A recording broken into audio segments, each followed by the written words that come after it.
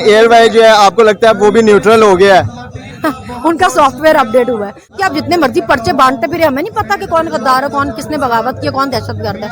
आवाम सब देख रही है, आवाम की आंखें खुली हुई है। वक्त पड़ने पे ऐसा न्यूट्रल होंगे ना, ये याद रखें। शहबाज शरीफ आके बोल सकता है, जब बिलावल आके बोल सकता है तो इमरान खान क्यों नहीं बोल सकता था?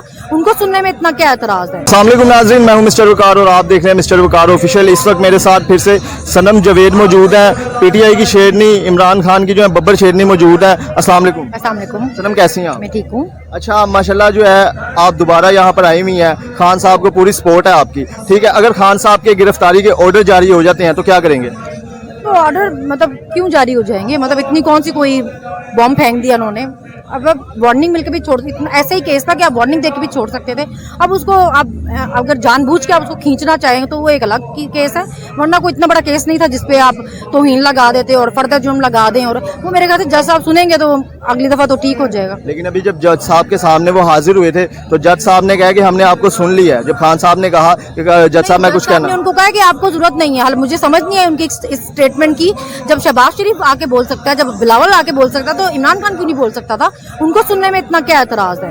मतलब ऐसे थोड़ी होता है, आप सुनने तो सही ना किसी को, मतलब ऐसे सजा तो नहीं ना हो जाती होती। अब अभी भी टाइम तो दिया हुआ है उन्होंने, अभी 2 हफ्ते बाद जो जितना भी टाइम इन्होंने दिया उसमें देखेंगे। मेरे ख्याल से वो खुद भी गौर करे और खुद भी देखे इतना कौन सा बड़ा केस है। तो 2 हफ्ते बाद उनकी गिरफ्तारी के ऑर्डर जारी हो जाते हैं तो आप लोगों का क्या लाहे अमल होगा? नहीं तो सजा आप इसमें तो नहीं ना दे सकते कि अगर वो मजिस्ट्रेट अगर मोटरवे पे चली और अगर किसी ने उसको कुछ कह दिया, अगर मगर पे तो सजाएं नहीं होती ना। अगर मगर करने बैठे तो फिर वो हम भी पूछ सकते हैं भाई कि जब 50 रुपए के स्टैम्प पेपर पे ये बाहर भाग रहा था तो अगर ये वापस नहीं आता तो मुल्क का, कौम का इतना पैसा जो उसने खाया हुआ है वो किसने निकालना था? उसकी गारंटी किसने देनी थी? तो अगर मगर तो हम तब भी कर सकते थे जब 25 को लोगों पे शेलिंग होती रही, औरतों बच्चों पे। तो अगर तो हम तब भी पूछ सकते थे मगर के भाई किसके ये औरतें नहीं है कि इन औरतों को इज्जत करवाने के लिए जाती उम्रा में जाके बैठना पड़ेगा पहले, या कोई अदालत में जाके बैठेंगे तो फिर इनको इज्जत मिलेगी। मरियम नवाज के साथ आपकी कुछ खसूसी मोहब्बत है जो आप हमेशा जाहिर करती हैं, तो ऐसी क्या उनसे खास मोहब्बत है आपकी? बस मुझे लगता है कि क्योंकि अगर आपको इतना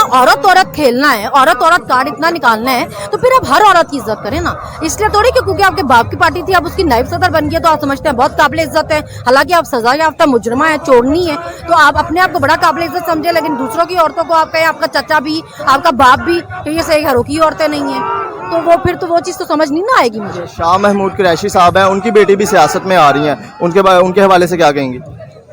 इलेक्शन लड़के आ जाए। मरियम नवाज साहबा तो इलेक्शन नहीं लड़ सकती ना, काउंसलर का इलेक्शन भी नहीं लड़ सकती। नायल है, जालसाजी में पकड़ी गई हुई है, झूठ बोलने पे, चोरी करने पे, तो वो किस बात पे बनी हुई है? अच्छा, राना सनाउल्लाह साहब ने कहा था कि आप लोग जो है रावी भी नहीं क्रॉस कर सकते जब आप निकलेंगे, तो वही हुआ।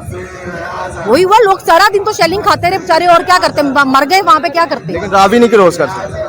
तो अगला एक बंदा अगर जानवर हो जाए, अगर वो इंसानों को इंसान ही ना समझे, सारा दिन शेलिंग औरतों बच्चों पे भी होती रही, लोग मरे ना, रावी पे धक्का देकर ही मार दिया, तो वो आपने कोई बहुत बड़ी बहादुरी दिखाई कि आपने इस तरह लोगों को रोक लिया। अच्छा, आपको लगता है खान साहब को बगावत के खिलाफ उकसाया जा रहा है?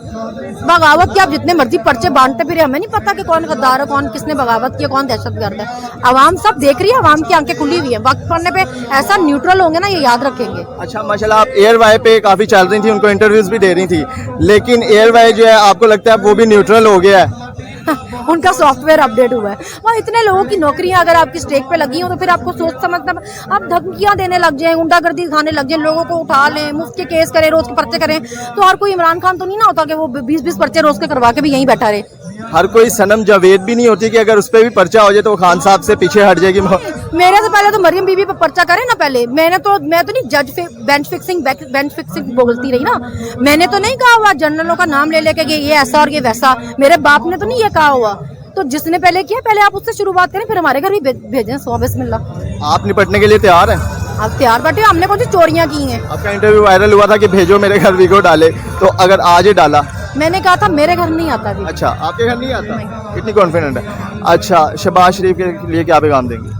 मुझे पैगाम देने के काबिल नहीं लगता। मैंने आपको पहले भी बताया था, मुझे अच्छा ही नहीं लगता। कोई तो मैं उनको कहना चाहूंगी तमीज सीखे। एक वजीर आजम का एक ओहदा होता है, उस पर इतनी रंगबाजी, शोबाजी, ड्रामेबाजी अच्छी नहीं लगती। कोई अपने अंदर थोड़ी एलिगेंस, कोई क्लास लाए। इतने क्लासलेस हैं आप कि आपको देख के वो शर्म आती है हमें कि हमने क्या वजीर आजम रखा हुआ है। तो थोड़ी क्लास लाए खुद के अंदर। आपका वजीर आजम कौन है? मेरा वजीर आजम कभी ऐसा नहीं हो सकता। मेरा वजीर आजम इमरान खान है, क्योंकि वो बहुत ही क्लासी आदमी है। इमरान खान के लिए आखिरी पैगाम? इमरान खान के लिए यही पैगाम है कि उनको घबराने की जरूरत नहीं है, सारी कौम पीछे खड़ी है, आप बताएं क्या करना है। बहुत शुक्रिया।